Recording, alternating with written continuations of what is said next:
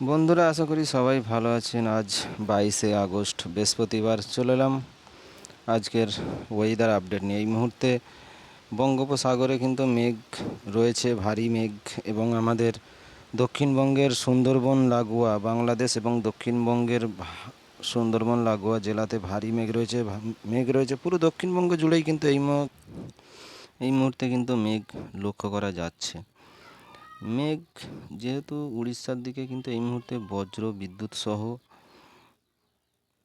এই মুহূর্তে মেঘ রয়েছে গোটা বাংলাদেশ জুড়ে। আর এদিকে উত্তর ভারতে যদি দেখি, সেভাবে মেঘ নেই, মেঘ আছে আহমেদাবাদ ইউপির দিকে।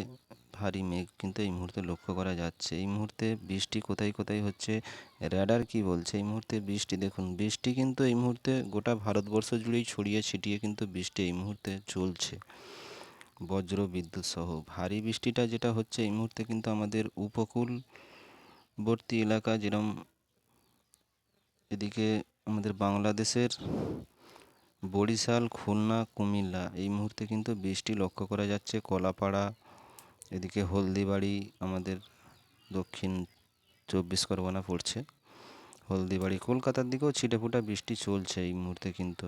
আর এদিকে উড়িষ্যা, জলাশ্বর, বালাসর, এদিকটায় কিন্তু এই মুহূর্তে ভারী বৃষ্টি চলছে। বালাসরে, খড়গপুরের দিকে ছিটেফোঁটা বৃষ্টি দীঘা, কন্টাই, এদিকে। আর কিন্তু বঙ্গোপসাগরের ওপরে এই যে ভারী মেঘ রয়েছে, এই যে অতি ভারী বৃষ্টি কিন্তু এটা প্রবেশ করবে।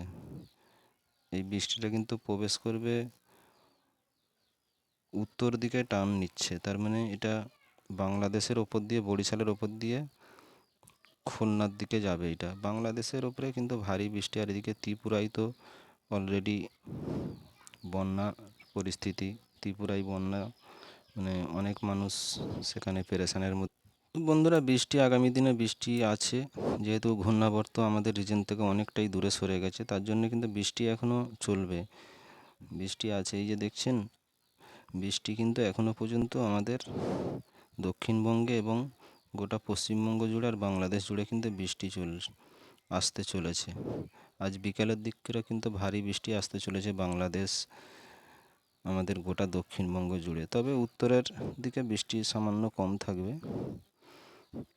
আর বন্ধুরা, আজকে যেহেতু বঙ্গোপসাগর থেকে বিপুল মাত্রায় জলীয় বাষ্প আমাদের দক্ষিণবঙ্গের ওপর থেকে পাস করছে, সেই জন্যে আর্দ্র অস্বস্তিজন, মানে যে অবস্থা ঘাম হচ্ছে, এটা কিন্তু বজায় থাকবে।